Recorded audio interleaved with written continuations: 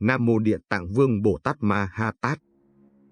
Kính thưa quý Phật tử hữu duyên đang lắng nghe nơi đây và những người đang theo dõi kênh Bước Chân Nhân Duyên. Hôm nay chúng ta sẽ cùng nhau soi dọi một trong những nỗi đau thầm lặng nhất của kiếp người, đó là nghiệp nghèo khổ. Có bao người trong đời sống này, ngày đêm lao nhọc mà chẳng thấy đủ đầy.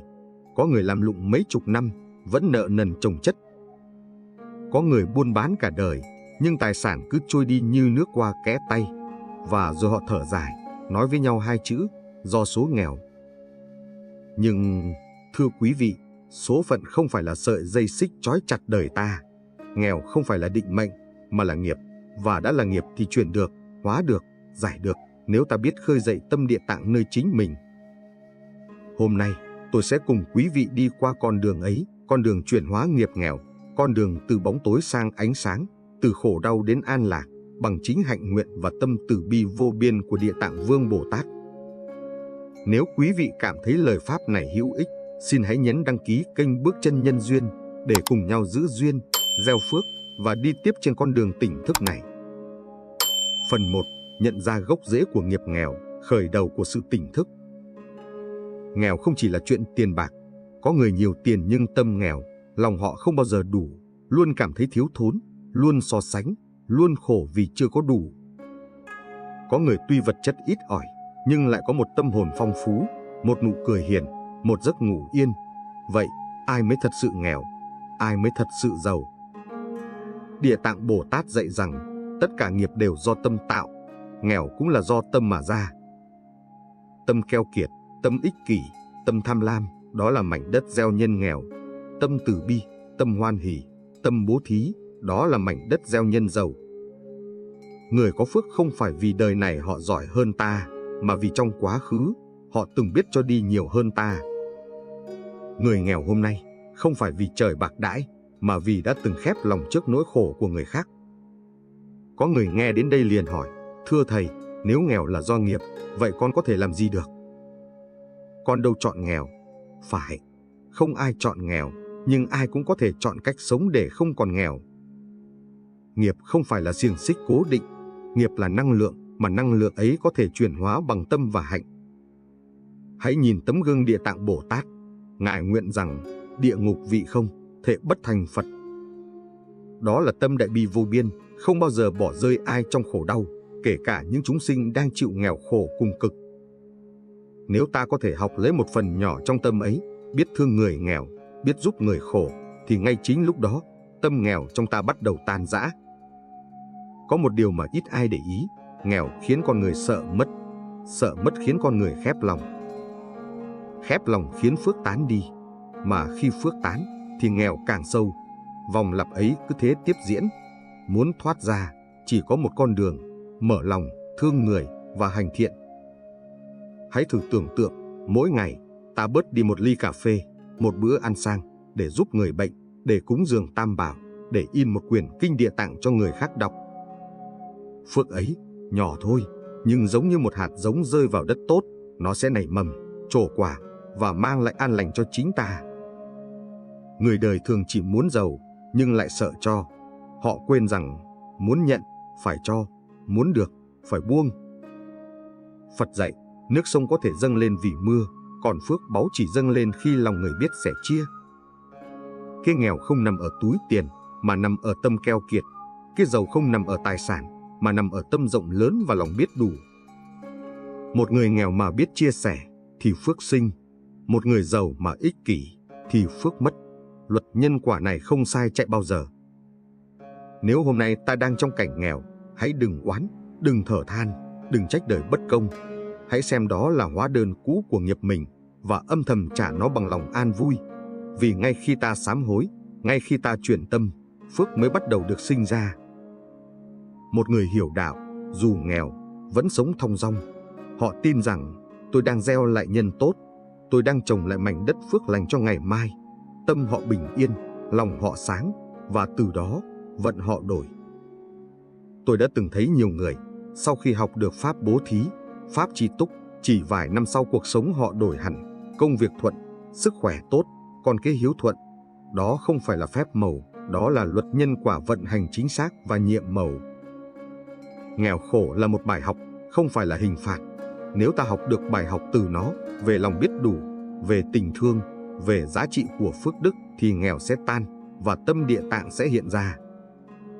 Vì Địa Tạng không ở đâu xa, Ngài ở ngay trong trái tim biết thương, biết giúp, biết kiên trì trước khổ đau của chính mình và người khác. Khi quý vị hiểu được điều này, quý vị sẽ không còn nhìn người nghèo bằng ánh mắt khinh khi, cũng không nhìn người giàu bằng ánh mắt ganh tị. Mà quý vị sẽ thấy, mỗi người là một bài học, mỗi hoàn cảnh là một nhân duyên, để ta hiểu sâu thêm về nhân quả. Và để ta nuôi lớn tâm Địa Tạng, tâm của người không sợ khổ, không oán đời, chỉ nguyện hóa nghiệp và giúp người cùng hóa nghiệp. Cho nên, bước đầu tiên trong hành trình hóa giải nghiệp nghèo khổ, chính là nhận ra gốc rễ của nó trong chính tâm mình. Khi ta dừng oán, dừng trách và quay về sám hối, thì con đường chuyển nghiệp đã mở. Khi ta bắt đầu thương người nghèo khác, dù mình vẫn chưa giàu, thì phước đã bắt đầu sinh. Và khi tâm ta biết ơn, biết cho đi, biết tin sâu nhân quả, thì chính lúc đó, Địa Tạng trong lòng ta đã thức dậy. Nếu quý vị cảm thấy những lời này chạm đến trái tim mình, hãy cùng tôi gieo một nhân lành, hãy nhấn đăng ký kênh Bước Chân Nhân Duyên, chia sẻ bài pháp này, để nhiều người cùng nghe, cùng hiểu, cùng thoát khỏi nghiệp nghèo. Một cú click nhỏ của quý vị là một hạt giống thiện gieo xuống ruộng phước của bao người khác. Phần 2. Tu tâm bi, nguyện, hành như Địa Tạng. Nam Mô Địa Tạng Vương Bồ Tát Ma Ha Tát. Nghèo khổ trên đời, thưa quý vị, phần lớn con người chỉ muốn trốn chạy khỏi nó. Nhưng Địa Tạng Bồ Tát lại nguyện đi vào nơi cùng cực của nghèo và khổ, đi vào địa ngục, nơi mà tất cả chúng sinh đều thiếu thốn đến tận hơi thở cuối cùng, thiếu ánh sáng, thiếu tự do, thiếu từng giọt hy vọng. Ngài đến đó không phải vì Ngài thiếu gì, mà vì Ngài có một thứ vô cùng lớn, bi nguyện vô biên. Người đời sợ nghèo, nhưng nghèo lại sợ người có tâm Địa Tạng. Vì tâm Địa Tạng xuất hiện đến đâu, bóng tối nghèo khổ rút lui đến đó. Bi nguyện là ánh sáng, nghèo khổ là bóng tối. Ánh sáng chỉ cần le lói cũng đủ xua tan một không gian u ám rộng lớn. Vậy điều ta phải học từ Địa Tạng trước hết chính là tâm bi, lòng thương vô điều kiện. Khi ta thấy người nghèo hơn mình và lòng trỗi lên thương xót, đó là nhân phước đang khởi. Nhưng khi ta thấy họ mà lòng lại khinh khi, hãy quay đi để khỏi thấy cái khổ của người khác, đó là lúc nhân nghèo đang gieo thêm mầm. Người có bi thì từ một đồng nhỏ cũng thành phước lớn. Người không bi, dù núi tiền cũng trở thành gánh nghiệp trước ngày nhắm mắt. Cho nên, muốn thoát nghèo, đừng chỉ cầu tiền, mà phải giữ tâm bi. Bi là nền tảng của giàu có bền vững, vì bi là cửa để mở ra phước đức. Tâm bi nói thì dễ, nhưng thật ra khó vô cùng, bởi khi nghèo, ai cũng chỉ nhìn đến cái thiếu của mình. Họ tự hỏi, tôi còn lo chưa xong, tôi giúp ai được? Chính vì vậy mà nghèo cứ nối dài. Địa Tạng dạy rằng, dù đang trong khổ, mà biết thương người đang khổ hơn mình, phước ngay lập tức được sinh ra. Một ân nhân chỉ giúp người khi dư giả là người giàu phước. Nhưng người nghèo mà vẫn biết chia sẻ là người đã bắt đầu chuyển nghiệp. Đó là hạnh Địa Tạng. Không đợi giàu mới cho, không đợi hạnh phúc mới thương, không đợi bình yên mới giúp. Đó là đại bi. Khi ta sống được như vậy, nghiệp nghèo khổ bị lung lay tận gốc rễ. Vì tâm bi là bước đầu cắt đứt cái tôi ích kỷ, vốn là nguồn sinh của nghiệp nghèo. Địa Tạng Bồ Tát không chỉ có bi, mà Ngài còn có nguyện, lời thề sâu nặng hơn núi Tu Di, địa ngục vị không, thể bất thành Phật. Trong nghèo khổ của kiếp này, nếu ta cũng có một lời nguyện như vậy, dù nhỏ hơn nguyện của Ngài vô số lần, nhưng bền vững, kiên cố, thì nghèo không thể trói ta mãi.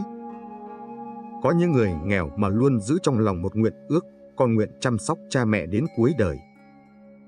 Con nguyện nuôi con ăn học tử tế, để đời nó không khổ như con. Con nguyện không làm điều xấu để kiếm tiền. Những lời nguyện ấy, dù âm thầm không ai biết, nhưng trời biết, nhân quả biết. Và chính những lời nguyện thiện lành ấy dẫn họ ra khỏi nghèo, sớm hay muộn tùy phước, nhưng chắc chắn sẽ đến. Nguyện là điểm tựa của tâm hồn giữa cơn đói khổ. Nguyện là la bàn dẫn chúng ta vượt qua những nỗi sợ về tiền tài. Nguyện là ngọn đuốc soi lối đi khi tất cả cánh cửa vật chất đều đóng sập trước mặt ta. Người không có nguyện thì khi gặp khó khăn, lập tức buông bỏ. Người có nguyện thì dù bị đẩy đến đường cùng cũng không gục ngã. vì nguyện chính là động lực vượt nghiệp. Tâm bi giúp ta mở lòng với người. Tâm nguyện giúp ta mạnh mẽ với chính mình. Nhưng như vậy chưa đủ. Phải có hành. Nhiều người có tấm lòng tốt, có ước mơ tốt, nhưng không chịu hành động. Phước không sinh từ mơ ước. Phước không sinh từ suy nghĩ. Phước chỉ sinh từ hành động. Một đứa trẻ nghèo nói: sau này con sẽ giàu, con sẽ giúp nhiều người. Nhưng nếu hôm nay nó thấy một người đói mà còn quay lưng thì lời nói đó chưa mang giá trị chuyển nghiệp. Một người nghèo nói: ai giàu rồi chẳng giúp người. Nhưng nếu hôm nay đã giàu chút đỉnh mà vẫn keo kiệt thì nghèo đang đợi sẵn ngày lấy lại tất cả. Địa Tạng dạy, bi mà không hành thì lòng chỉ là một bông hoa chưa nở. Nguyện mà không hành thì chỉ là một cờ phướn cắm trong mưa gió đổ xuống bất kỳ lúc nào. Hành động mới là chìa khóa mở cánh cửa thay đổi vận mệnh. Bất kỳ hành động nào xuất phát từ tâm lợi người đều tạo phước. Một lời động viên người đang tuyệt vọng. Một bữa ăn gửi đến người lỡ đường. Một đồng lẻ giúp người bệnh mua thuốc. Một nụ cười dành cho người đang buồn. Một câu kinh hướng cho người đang đau khổ. Tất cả đều là hạnh Địa Tạng. Có một điều rất hay, khi ta hành thiện, tâm ta bắt đầu tin sâu nhân quả. Khi ta tin sâu nhân quả, ta không còn sợ nghèo. Mà khi ta không còn sợ nghèo, nghiệp nghèo bắt đầu sợ ta. Vì cái nghèo chỉ có thể bám vào người luôn lo sợ nghèo. Người có tâm Địa Tạng thì càng mất, càng cho. Càng khổ, càng thương. Càng khó, càng phát nguyện hành thiện mạnh hơn. Đó là nghịch hành của bậc đại nhân. Đó là con đường sáng trong bóng tối cuộc đời. Muốn giàu bền vững, hãy nuôi tâm bi để phước sinh. Hãy giữ tâm nguyện để không bỏ cuộc. Hãy thực hành hạnh mỗi ngày để gieo nhân thật. Ngày nào còn sống, ngày đó còn có thể cho đi một điều gì đó. Khi còn có thể cho đi là ta giàu, không phải nghèo. Và khi cái giàu của tâm lan ra trong từng việc làm, từng suy nghĩ, từng nhân sinh ta gặp, thì cái giàu của phước sẽ theo sau ta như bóng theo hình. Và khi phước đã đủ, tài lộc sẽ đến đúng lúc. Lúc đó, ta sẽ không còn phải sống trong cảnh thấp thỏm lo ngày mai thiếu trước hụt sau, mà ta sẽ sống như người làm chủ đời mình. Nghèo là bài học của kiếp trước, nhưng bi, nguyện và hành là cánh cửa mở tương lai kiếp này. Chỉ cần mỗi ngày làm một chút thôi, tâm Địa Tạng trong ta sẽ ngày càng lớn mạnh. Và khi tâm Địa Tạng tròn đầy, thì phước lộc tự nhiên tới gõ cửa không cần đòi hỏi. Khởi bi là gieo phước. Phát nguyện là giữ phước. Hành thiện là gặt phước. Bi, nguyện, hành gặp nhau một điểm, gọi là tâm Địa Tạng. Tâm ấy mềm như nhung nhưng mạnh hơn sắt thép. Tâm ấy khi đã trỗi dậy thì không còn thế lực nghiệp nào giam cầm ta được nữa. Nếu quý vị thấy lời pháp này như một ngọn đèn thắp lên trong bóng tối cuộc đời mình, xin hãy cùng tôi tạo thêm ánh sáng cho thế gian. Hãy đăng ký kênh Bước Chân Nhân Duyên, hãy like nếu thấy lợi lạc, và hãy chia sẻ để nhiều người cùng được thoát khỏi nghiệp nghèo khổ. Một hành động nhỏ, một sự cứu khổ lớn, vì ánh sáng sẽ lan xa hơn khi nhiều người cùng thắp. Phần 3: bố thí tài vật để mở cửa tài lộc. Nam Mô Địa Tạng Vương Bồ Tát Ma Ha Tát. Kính thưa đại chúng, trong cuộc đời này, có một nghịch lý mà hầu như ai cũng mắc phải: càng nghèo, càng sợ mất. Càng sợ mất, càng không dám cho đi, và càng không cho đi thì càng nghèo, bởi vì tài lộc là một dòng chảy. Nước chỉ trong khi nó biết luân chuyển, đồng tiền chỉ có phước khi nó được san sẻ. Một dòng nước bị chặn lại sẽ tù đọng và thối rữa. Một đồng tiền giữ khư khư trong túi sẽ trở thành nghiệp keo kiệt, và nghiệp đó sẽ kéo theo nghèo khó đời đời. Ngược lại, người biết bố thí thì giống như dòng nước đầy đang chảy. Hôm nay chảy đi một ít, ngày mai mưa lại đổ về gấp 10. Người biết cho đi hôm nay 1 đồng, ngày sau sẽ có 10 đồng quay lại theo nhân quả công bằng của vũ trụ. Địa Tạng Bồ Tát dạy rằng, muốn giàu đúng nghĩa, phải gieo nhân giàu, và nhân của sự giàu có chính là bố thí. Không ai đi vay nợ nhân quả mà trở nên giàu bền cả. Giàu dựa trên lừa lọc sẽ đổ nhanh hơn cát gặp mưa. Giàu mà keo kiệt sẽ chẳng khác gì cái cây chỉ hút chất đất mà không bao giờ ra hoa kết trái. Sớm muộn cũng sẽ khô héo mà chết đứng giữa đồng hoang. Có người nghe đến bố thí liền sợ, con nghèo quá, con cho gì được. Ôi, đó chính là cái tâm nghèo đang nói. Người nghèo không phải vì không có gì để cho, mà vì không dám cho bất cứ gì. Một nụ cười cũng là bố thí. Một ánh mắt động viên cũng là bố thí. Một lời an ủi cũng là bố thí. Một câu kinh niệm lên vì người khác cũng là bố thí. Nhưng nếu ta có chút tài vật mà vẫn tiếc, thì ta đang tự nói với nhân quả rằng: tôi chưa sẵn sàng giàu đâu, đừng đưa tiền đến với tôi. Có một sự thật cay đắng nhưng đúng. Người nghèo thường keo kiệt hơn người giàu, vì họ thiếu niềm tin rằng cho đi sẽ còn lại. Trong khi người giàu hiểu rõ, cho đi là đầu tư phước báu. Bởi thế, càng cho càng giàu.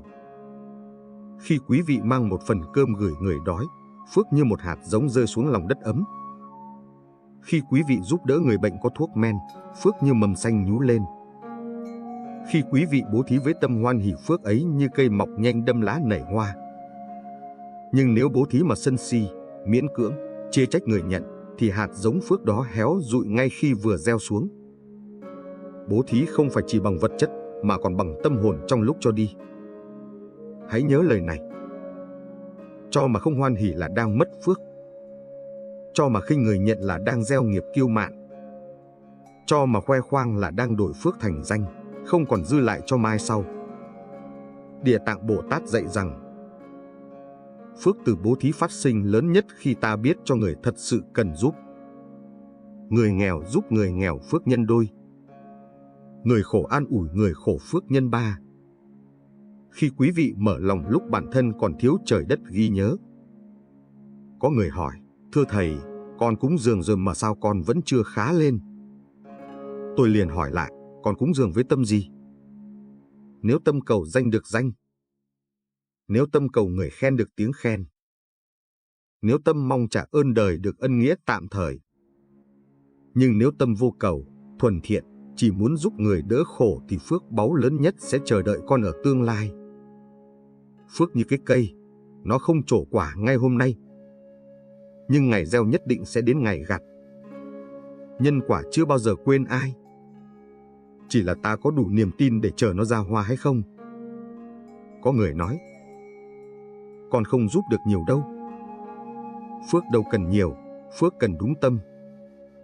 Một giọt nước nhỏ có thể cứu sống người khát giữa sa mạc. Một đồng nhỏ có thể giúp người bệnh uống thuốc sống thêm một ngày. Một chút ít của ta biết đâu lại là tất cả đối với người khác. Hãy nhớ, mỗi khi ta bố thí là ta làm công đức. Mỗi khi ta giúp người là ta đầu tư cho chính tương lai của mình. Vì sao có người làm ăn thuận lợi mãi? Vì sao có người thất bại hết lần này đến lần khác? Vì sao có người vay đâu được đó, người khác vay đâu đổ đó? Vì sao có người đi đường gặp quý nhân, có người chỉ gặp kẻ xấu ác? Vì sao có người bệnh nặng mà vẫn sống khỏe thêm nhiều năm? Vì sao có người chỉ sơ sẩy chút thôi là mất mạng? Tất cả đều từ phước đức mà ra. Mà phước đức sinh từ lòng bố thí. Địa Tạng Bồ Tát là biểu tượng của vô tận phước. Không phải vì Ngài nắm kho báu, mà vì Ngài luôn đem kho báu ấy cho đi. Nếu hôm nay bạn đang nghèo, hãy tự hỏi: tôi đã từng mở lòng như Địa Tạng chưa? Nếu chưa, bắt đầu ngay đi. Nếu rồi, hãy làm mạnh hơn. Bố thí không khiến ta nghèo đi. Nó khiến ta xứng đáng để được giàu lên. Giàu có thực sự không phải là có nhiều tiền. Giàu có thực sự là có khả năng giúp nhiều người. Hãy mở lòng ra. Hãy để đồng tiền của bạn trở thành ánh sáng trong đời ai đó. Hãy để tài vật của bạn tạo phần thưởng tương lai mà nhân quả sẽ trao trả xứng đáng. Nếu quý vị thấy lời pháp này tác động mạnh mẽ đến tâm mình, hãy cùng tôi xây dựng một cộng đồng biết thương yêu, biết gieo phước, biết khơi dậy tâm Địa Tạng. Hãy đăng ký kênh Bước Chân Nhân Duyên, hãy like để ủng hộ giáo pháp và hãy chia sẻ để gieo duyên cho nhiều người cùng hiểu con đường chuyển hóa nghiệp nghèo khổ. Một hành động nhỏ hôm nay là một phép màu lớn cho ngày mai.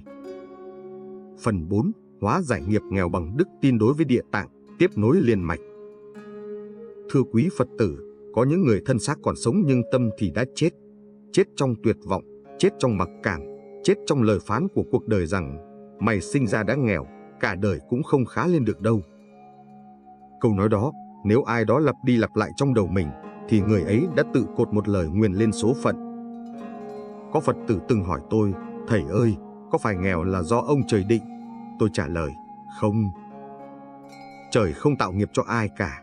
Chính chúng ta tạo ra, rồi chính ta gánh. Nhưng tốt đẹp thay, chính ta cũng là người tháo bỏ nó. Và người có thể giúp ta tháo bỏ nhanh nhất, vững vàng nhất chính là Địa Tạng Vương Bồ Tát. Ngài không chỉ hóa giải nghiệp nghèo mà còn nâng đỡ tâm ta đứng dậy, để ta tự bước đi trên con đường giàu có thiện lành mới. Nhưng phải nhớ, Địa Tạng không ban tiền từ trên trời rơi xuống. Ngài ban niềm tin, ban ánh sáng, ban dũng khí để ta thay đổi chính mình. Có người nói, tôi tin Địa Tạng, nhưng khi hỏi lại, quan niệm của bạn về niềm tin là gì? Họ đáp ngay, tôi cầu Ngài cho trúng số. Nếu không trúng thì tôi hết tin. Đó không phải là niềm tin, đó là đòi hỏi. Đó là một dạng giao dịch đầy nghi ngờ. Còn niềm tin chân chính là, dù đời có nặng nề đến đâu, dù chưa thấy kết quả, nhưng vẫn bền vững không lung lay. Niềm tin vào Địa Tạng là tin rằng nghiệp có thể chuyển, văn cảnh có thể đổi, tương lai có thể xây lại từ nền tảng tâm thiện lành hôm nay. Khi tin, bạn bắt đầu đúng. Khi tin sâu, bạn sẽ được giao cho sức mạnh để bước tiếp. Khi tin vững như sắt như thép, mọi cửa ngục nghèo hèn sẽ mở ra cho bạn đi lên. Nhưng thưa đại chúng, niềm tin không đến từ miệng, nó đến từ hành động. Có người lạy Phật mỗi ngày mà tâm không bao giờ thay đổi. Họ lạy bằng thân nhưng từ chối cúi xuống kết tôi trong lòng. Có người tụng Địa Tạng Kinh mỗi tối mà vẫn tham từng đồng, tính từng chút, ích kỷ từng ly từng tí. Niềm tin đó giống như căn nhà xây trên cát, một cơn sóng lớn đến là cuốn trôi tất cả. Nếu muốn Địa Tạng gia hộ cho con thoát nghèo, hãy tự hỏi, ta có dám buông cái tính keo kiệt?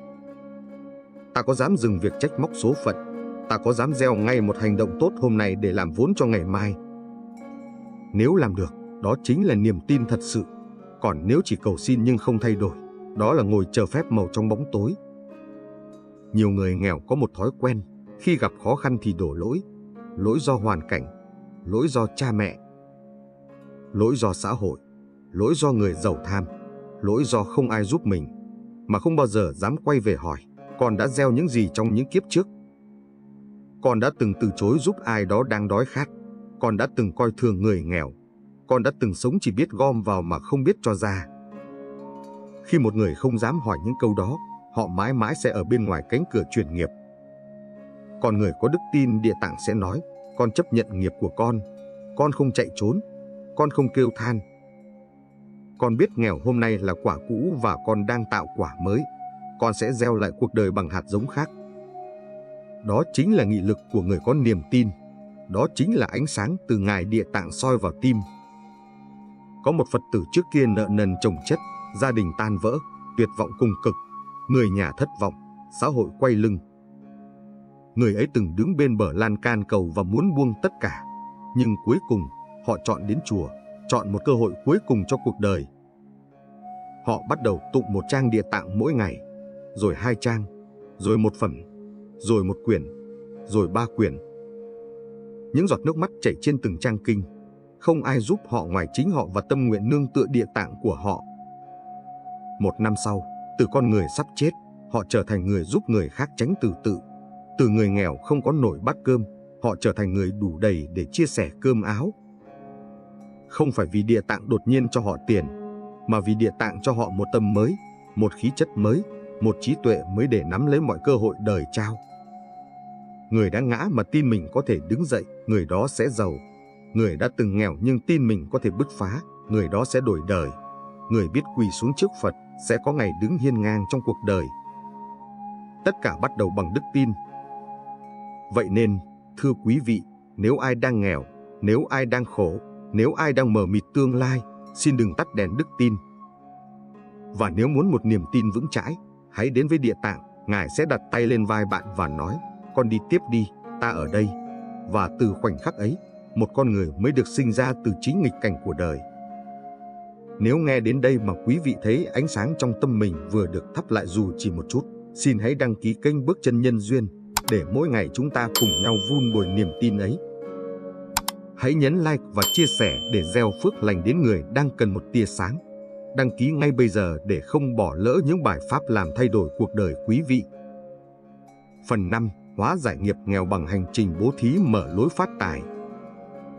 Thưa đại chúng, từ vô lượng kiếp, cái đói, cái nghèo, cái thiếu thốn đã gắn với một căn bệnh rất nặng, đó là bệnh sợ mất. Người nghèo đa phần đều lo lắng về việc mất đi chút ít họ đang có, nên họ ôm thật chặt.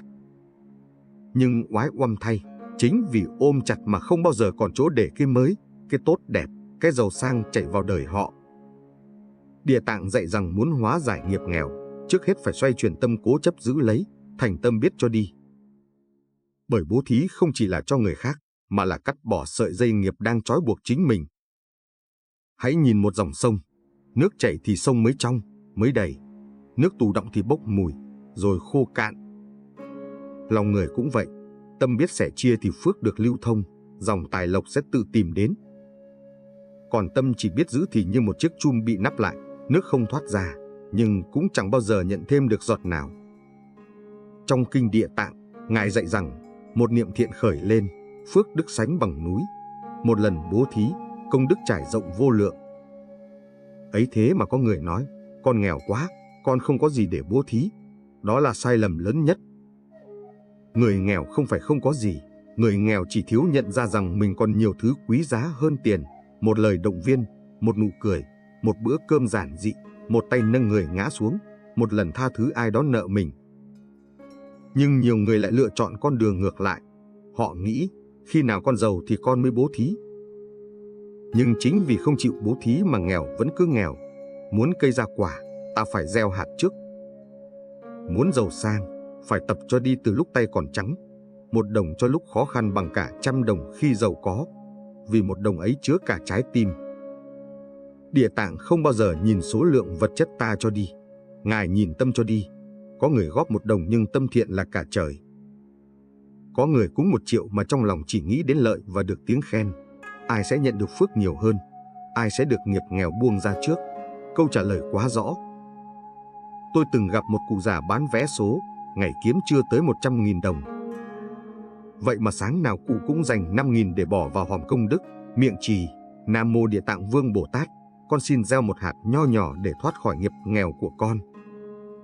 10 năm sau, cụ không còn phải đi bán vé số nữa, mà trở thành người nấu những nồi cháo từ thiện mỗi sáng, giúp đỡ hàng trăm người. Cụ cười mà rằng, nhờ gieo mà con được gặt, đó là chân lý. Còn có những người tiền không thiếu, nhưng tâm thì nghèo vô cùng. Họ bố thí 1 đồng mà đòi báo đáp ngàn lần. Họ giúp ai rồi kể đi kể lại, giống như đòi phước quay về. Địa Tạng thấy tâm đó sao có thể trao công đức. Bố thí có 3 bậc, cho người thấy biết, cho người không thấy biết, và cho đến chính mình cũng quên mình đã cho. Bậc cuối cùng, đó là bố thí của Bồ Tát, công đức vô lượng, phước báo vô biên. Muốn thoát nghèo, hãy tập cho đi, nhưng cho với tâm đúng, không gượng ép, không tính toán, không phân biệt ai xứng đáng hay không. Vì người không đáng nhận hôm nay, biết đâu chính là ta trong một kiếp nào đó. Người đang khổ mà ta quay lưng hôm nay, biết đâu chính là người từng cứu ta trong kiếp trước. Địa Tạng thấy tất cả, và Ngài sẽ trao lại cho ta đầy đủ những gì ta đã mở lòng xưa kia. Một điều nữa tôi muốn nhắc, bố thí không chỉ là vật chất, bố thí còn là công sức, trí tuệ, thời gian, sự tử tế và sự lắng nghe.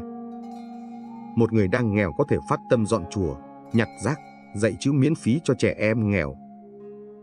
Đó là những hành động đổi nghiệp vô cùng mạnh mẽ. Không ai trên đời nghèo đến mức không có gì để cho đi. Ngay cả khi bạn không có 1 xu, bạn vẫn có thể bố thí điều đẹp nhất, lòng tốt. Địa Tạng luôn nhắc rằng, phước đến trước tiền. Ai gieo phước rồi mới có tiền giữ được tiền đó. Người không gieo phước mà giàu lên đột ngột thì giàu như lửa rơm, bùng lên rồi tàn lụi, nghiệp xấu kéo đến còn đau đớn hơn khi nghèo.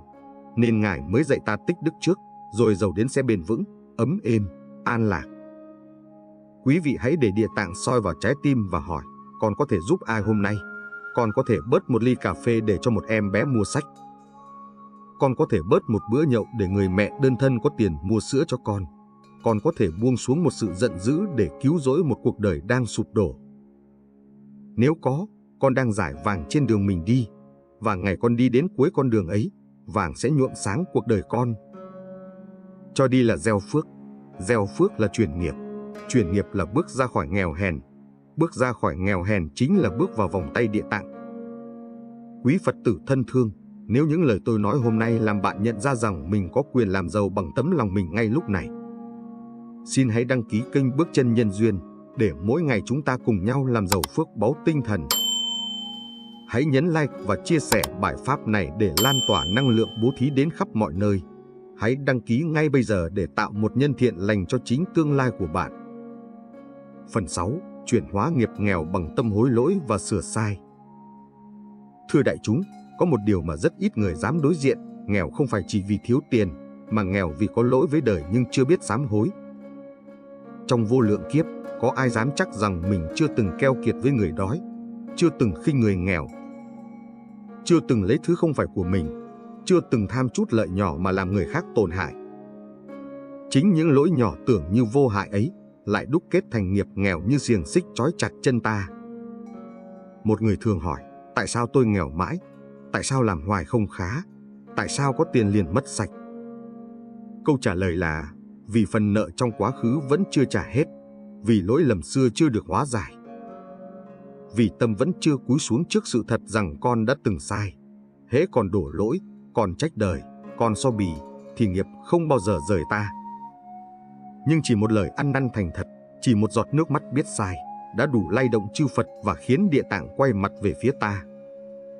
Có người đi chùa chỉ để xin tiền, xin phước, xin bình an, nhưng họ quên điều đầu tiên phải xin chính là xin tha cho con những nghiệp con đã lỡ tạo. Xin cho con cơ hội sửa lại cuộc đời mình. Sám hối là chiếc chìa khóa mở kho phước mà nghèo khổ đã phong kín. Một người sám hối sâu sắc, tự nhiên trí tuệ mở ra, cơ hội tìm đến, người giúp đỡ xuất hiện, và dòng tài lộc như nước suối mát chảy về. Tôi kể cho quý vị nghe câu chuyện thật của một người đàn ông đã từng rất giàu. Bỗng một ngày trắng tay, phá sản, gia đình chia lìa, vợ con rời bỏ. Anh ta chìm trong nợ nần và tự hỏi, tại sao tôi từ đỉnh cao rơi xuống đáy vực? Trong một lần đến chùa, anh gặp một vị sư già. Sư nói, trước kia con giàu, con có từng giúp ai chưa? Anh bỗng nghẹn lại, vì anh nhớ ra, thời giàu có, anh từng khinh bỉ người nghèo, từng xem thường người làm thuê, từng lừa dối để lợi mình trước. Nghiệp không phải tự nhiên mà đến, nghiệp đến đúng lúc ta quên đi nhân nghĩa xưa kia. Từ hôm ấy, anh bắt đầu sám hối trước tượng Địa Tạng mỗi ngày. Không xin tiền, không xin giàu lại, chỉ xin cho mình trả hết nợ nghiệp và trở thành người tử tế. Nửa năm sau, anh tìm được công việc nhỏ nhưng đủ sống. Một năm sau, công việc ấy trở thành một cơ ngơi kinh doanh. 3 năm sau, anh giàu lại, nhưng lần này anh giàu với lòng biết ơn và bố thí không ngừng. Anh nói, nếu không có sám hối, tôi đã chết trong hận thù cuộc đời. Nhờ Địa Tạng, tôi sống lại với cả một trái tim mới. Nghèo không đáng sợ là nghèo mà vẫn kiêu căng, nghèo mà vẫn không chịu nhìn lại mình. Có người đi vay nợ khắp nơi nhưng lại không bao giờ chịu nhận lỗi mình tiêu hoang. Có người than trời bất công nhưng lại lười biếng, ganh ghét, vô ơn. Không một vị Phật nào gia hộ cho sự bướng bỉnh đó. Địa Tạng dạy rằng, muốn phước đến, hãy bắt đầu từ việc hối lỗi thật lòng. Chúng ta không cần phải đứng giữa đông người mà tự nhận sai.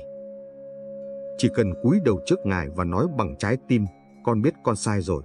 Lời nói nhỏ bé ấy, nhưng có thể khiến nghiệp lực hàng ngàn kiếp run rẩy. Nhưng sám hối không chỉ ở miệng, phải sửa sai. Nếu từng ăn cắp của người, hãy bố thí để trả lại. Nếu từng làm tổn thương ai, hãy quay lại xin lỗi hoặc làm phước để bù đắp. Nếu từng keo kiệt, hãy tập mở lòng. Nếu từng lười biếng, hãy siêng năng mỗi ngày. Sám hối mà không sửa chỉ là ngôn từ trống rỗng. Sửa mà không sám chỉ là hình thức thiếu linh hồn. Kết hợp cả hai, nghiệp nghèo tự khắc rụng xuống như lá khô. Người biết sám hối là người dám gột rửa trái tim mình để tài lộc có thể trú ngụ. Tâm còn dơ, tiền có đến cũng trôi đi. Tâm đã sạch, phước chưa gọi đã đến. Địa Tạng luôn nhìn tâm chúng ta. Ngài chẳng cần chúng ta hoàn hảo. Ngài chỉ cần chúng ta biết mình chưa hoàn hảo và nỗ lực mỗi ngày để tốt hơn. Vậy nên nếu ai đang khổ vì tiền, hãy sáng nay hoặc tối nay đứng trước Địa Tạng mà nói, con xin sám hối. Chỉ cần thế thôi, bạn đã bước một bước rời khỏi nghiệp nghèo rồi. Bước thứ hai là sửa lại những gì còn sai. Bước thứ ba là kiên trì đi tiếp. Địa Tạng sẽ đi cùng bạn, kéo bạn ra khỏi đầm lầy khổ hận mà bạn từng tự nhấn mình vào. Nếu những lời này giúp quý vị hiểu rằng hối lỗi chính là hành động của người mạnh mẽ, xin hãy đăng ký kênh Bước Chân Nhân Duyên để chúng ta cùng nhau tiến bước trên hành trình chuyển hóa nghiệp. Hãy nhấn like và chia sẻ bài pháp này để ai lầm đường lạc lối cũng tìm được đường quay về. Quý vị nhớ đăng ký ngay bây giờ để không bỏ lỡ phần 7 quan trọng sắp tới, phần đưa quý vị đi đến cánh cửa giải thoát trọn vẹn nghiệp nghèo khổ. Phần 7, tổng hợp chuyển nghiệp và lời nhắn nhủ của Địa Tạng dành cho người nghèo. Nam Mô Địa Tạng Vương Bồ Tát Ma Ha Tát. Thưa đại chúng, đến đây, chúng ta đã đi qua bi, nguyện, hành, bố thí, sám hối, trì danh. Tất cả đều là những bước nền tảng để chuyển hóa nghiệp nghèo khổ, để tâm Địa Tạng trỗi dậy và soi sáng con đường đời. Nghèo không phải là bản án vĩnh viễn, nghiệp nghèo chỉ là tấm thẻ nhắc nhở ta, đã đến lúc thức tỉnh, đã đến lúc hành động, đã đến lúc gieo phước để gặt phước. Và nếu quý vị nắm trọn 7 bước này, quý vị sẽ thấy ánh sáng chiếu qua nơi tưởng chừng tối tăm nhất của cuộc đời. Địa Tạng dạy rằng, ai biết mở lòng thương xót, ai biết phát nguyện bằng cả tấm lòng, ai dám hành thiện không tính toán, ai biết bố thí bằng niềm vui chân thật, ai biết sám hối và sửa sai, ai biết nương vào sức mạnh của niềm tin vào Ngài. Kẻ đó sẽ không còn bị nghiệp nghèo trói buộc nữa. Không một lực lượng nào có thể cản trở, không một hoàn cảnh nào có thể kéo lùi. Vì khi tâm Địa Tạng trỗi dậy, nghiệp nghèo run sợ và buông tay, tài lộc, an lạc, cơ hội mới sẽ đến tự nhiên. Hãy hình dung một người vừa nghèo lại vừa tuyệt vọng, nhưng hôm nay họ bắt đầu gieo nhân lành. Họ mở lòng bố thí, họ phát nguyện giúp đời, họ sửa lỗi và sám hối, họ trì danh Địa Tạng và tin sâu nhân quả. Ngày mai, con đường đi đến giàu có không còn là ảo tưởng mà là hiện thực được xây dựng bằng chính tay họ. Tất cả bắt đầu từ hành động hôm nay, dù nhỏ bé, nhưng chứa trong đó sức mạnh vô biên.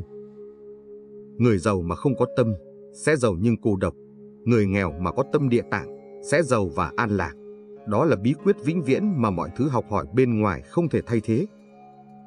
Ngay cả khi nghèo khổ, quý vị vẫn có thể hạnh phúc và bình an, bởi vì giàu hay nghèo là chuyện vật chất, nhưng phước và an lạc là chuyện tâm linh. Và Địa Tạng Vương Bồ Tát chính là bậc thầy dẫn dắt ta từ bùn lầy nghèo hèn đến đỉnh cao của phước báu. Hãy nhớ, bi, nguyện, hành, bố thí, sám hối, trì danh, niềm tin. 7 yếu tố này không phải rời rạc, không phải chỉ là một lần. Mỗi ngày thực hành, mỗi ngày gieo hạt, mỗi ngày mở lòng, quý vị đang dệt nên một tấm lưới phước vững chãi, đủ sức chống lại mọi nghiệp nghèo xưa cũ. Và khi tấm lưới ấy vững, mọi cơ hội sẽ đến, mọi cánh cửa sẽ mở, mọi gian truân sẽ trở thành thử thách để quý vị trưởng thành. Địa Tạng Vương Bồ Tát luôn nhắc nhở, dù nghèo, hãy vui, dù khổ, hãy cho, dù lỗi lầm, hãy sám hối, dù bất lực, hãy kiên trì, dù cô độc, hãy tin, dù yếu đuối, hãy phát nguyện. Bởi vì chính những điều tưởng nhỏ bé ấy lại là chìa khóa thay đổi cả đời.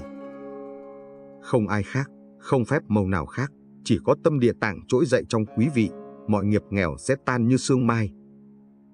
Và bây giờ, thưa quý Phật tử, nếu quý vị nghe được từng lời pháp này, nếu tim quý vị rung động, nếu tâm quý vị vừa mở một khe cửa ánh sáng nhỏ, hãy để hành động lên tiếng. Đăng ký kênh Bước Chân Nhân Duyên ngay để mỗi ngày được thắp lên ngọn đèn trí tuệ và phước báu. Hãy like và chia sẻ để gieo duyên cho mọi người cùng hiểu và thực hành tâm Địa Tạng. Một hành động nhỏ hôm nay sẽ tạo ra một phép màu lớn cho chính quý vị và cả những ai may mắn nhận ánh sáng từ tâm từ bi của quý vị.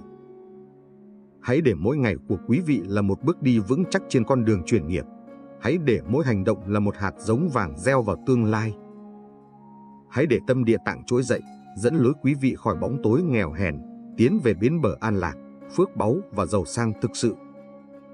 Nam Mô Địa Tạng Vương Bồ Tát Ma Ha Tát.